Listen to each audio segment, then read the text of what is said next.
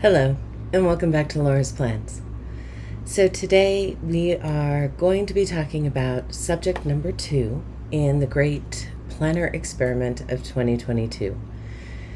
This planner is a system that I've used off and on since the 1990s, but I haven't honestly ever stuck with it or used it as my everyday planner since about that time. Honestly, since about the time the bullet journal came out, that methodology. So I thought it might be a good idea to go ahead and take a look and truly try to use this system in a manner that fits how I like to plan right now in this phase of my life. So we are going to be flipping through the setup of my A5 rings. Ring systems are love 'em or hate 'em. You have rings to deal with. You have printables, you have inserts, you have a lot of different things. And over the years, I've embraced that or not. So it should be interesting to see what happens as I try to use this A5 rings as my sole planner, sole notebook for the rest of this month. If that's something that interests you, I hope you'll stick around. Otherwise, let's go ahead and flip this around and get started.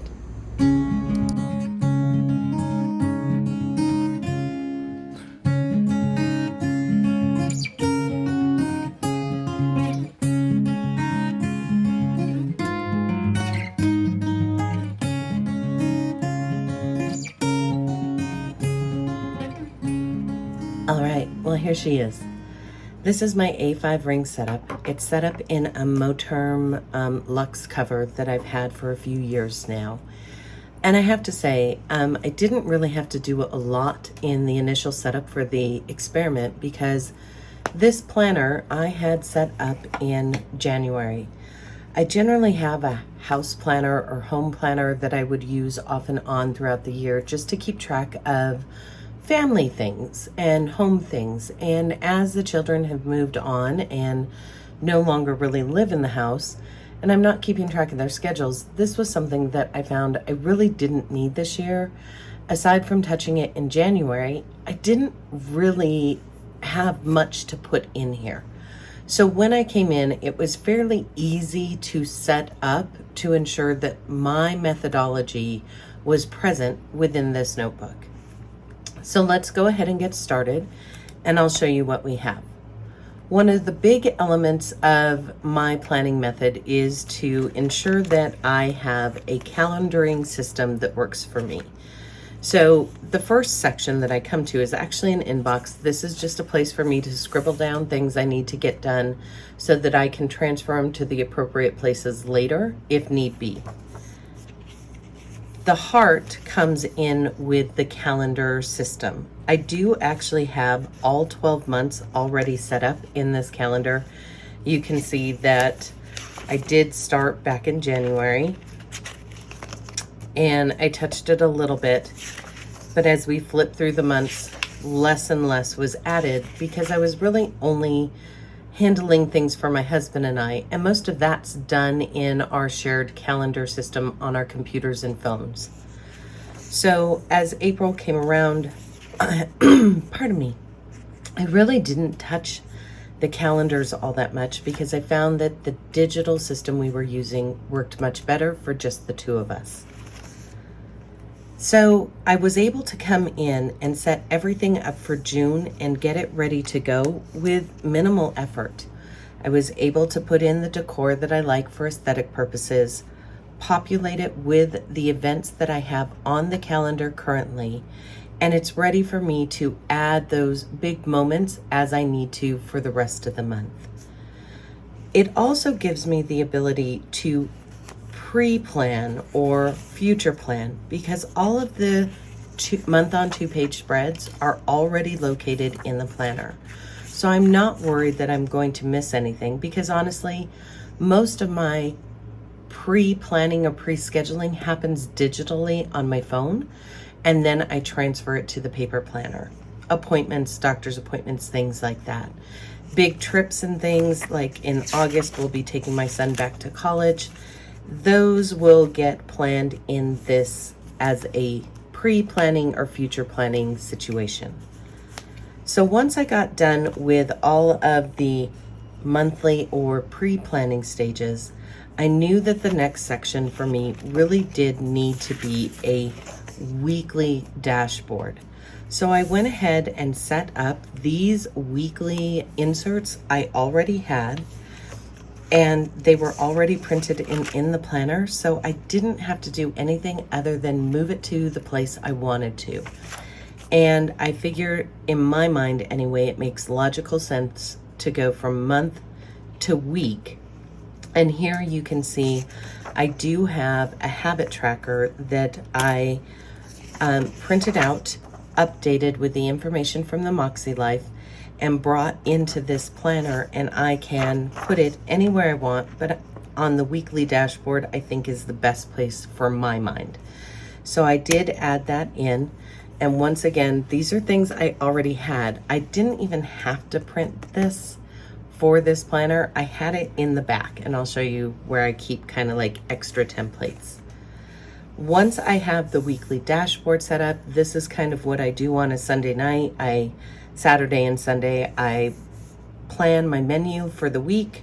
I list out the big to-dos I need, and I go ahead and put any scheduled appointments that I have on the calendar as of Sunday into the system.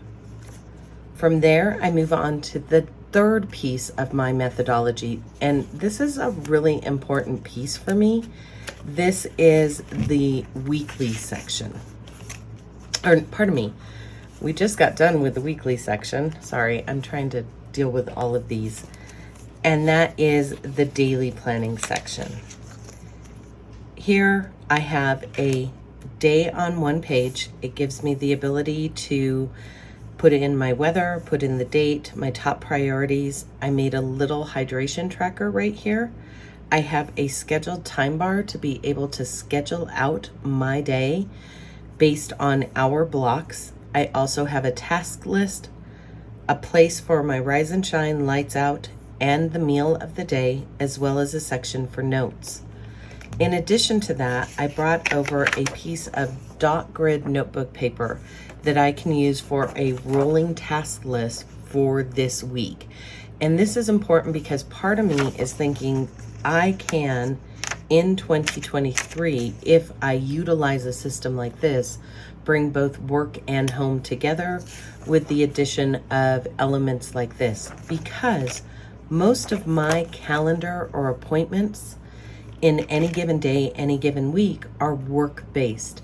We have very few doctor appointments or outside appointments for my husband and I, and so we're able to just kind of merge the two based on this type of system, which, to be perfectly honest with you, I really like. So we have my daily plan. I'm able to do everything there that I need to do as far as scheduling and mapping out my day and going through my day with intention. I set my intentions every morning as I personal journal, and I bring that intentionality into what I'm going to do during the day. So I haven't lost my intentions. They're just living in a more logical spot because my intentions generally come from how I am feeling, what is going on in life, and I let all that out in my personal journal. So I have my daily plan. So I have my calendar, I have my weekly dashboard, I have my daily plan, I have the ability to flex and add more structure in as I need it for additional tasks and for work. Then I also have what I consider my journaling or scribbling space.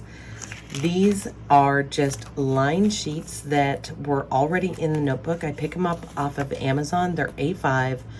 They're already punched, so all you have to do is take them out of the package and put them in.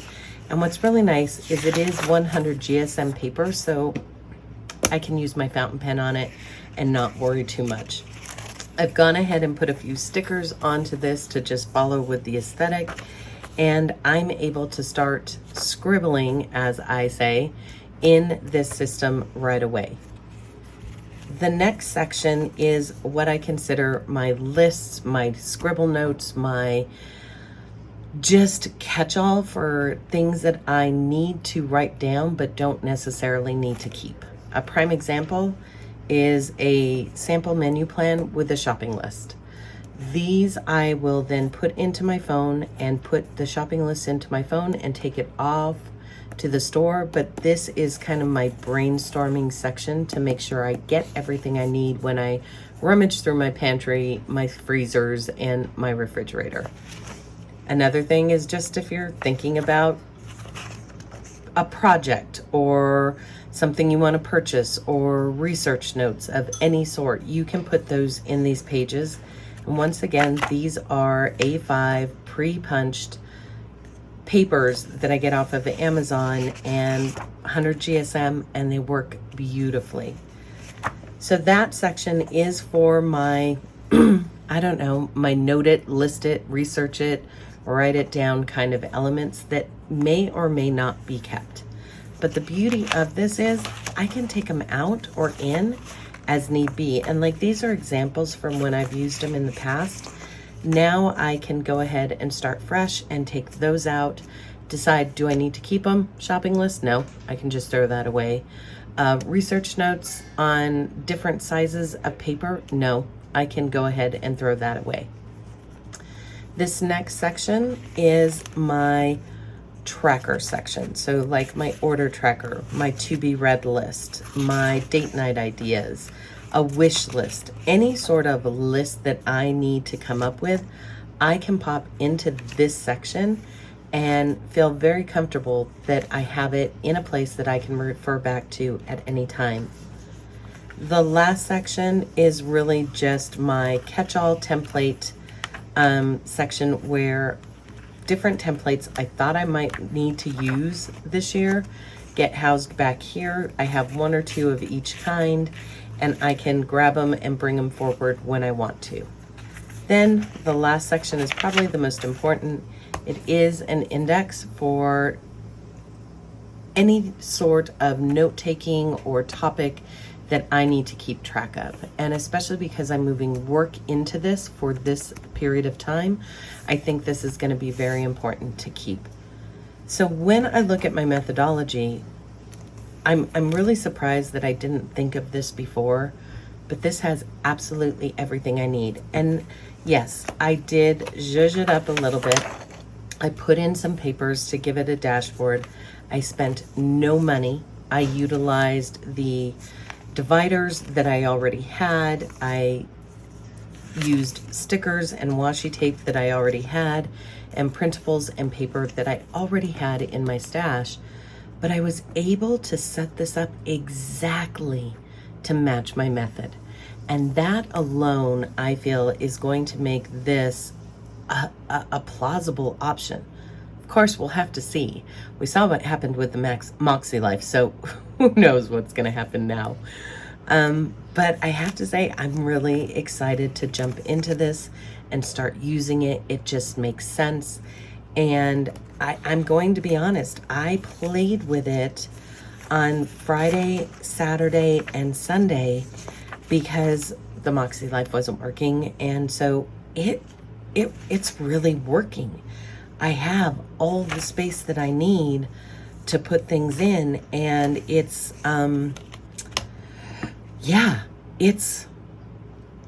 interesting. Now, are there drawbacks? Yes, you have to deal with rings. Yes, you have to deal with planner inserts and printables. But I will say the A5 paper from Amazon, as I can load these into the printer, they're already sized. All I have to do is print my printables on 100% A5 size, and they come out perfectly. So, yeah, we'll have to see how this goes. I will be interested to see whether or not I can make this work for the rest of June. One of the things additionally that I wanted to talk about before we move on is I am thinking that 2 weeks per planner may or may not be enough. I was thinking of going ahead and extending this experiment through the rest of 2022 and utilizing one planner system for a month or 4 weeks at a time to get me to the end of 2022. I have more than enough notebooks and planners to be able to do that in. Let me know what you think of that. Would you rather see me change every 2 weeks, or would you like to see a 4-week series in which I utilize the planner for 4 solid weeks, then draw my conclusions in this experiment? Leave a comment down below which you think would work better, and we'll go with majority wins. So this is it. Subject number 2 is ready to go. She's set up and I've already started using her. I'll check back in later on in the week as we set up for our next week in this planner and let you know how things went. Until then, I will see you next time.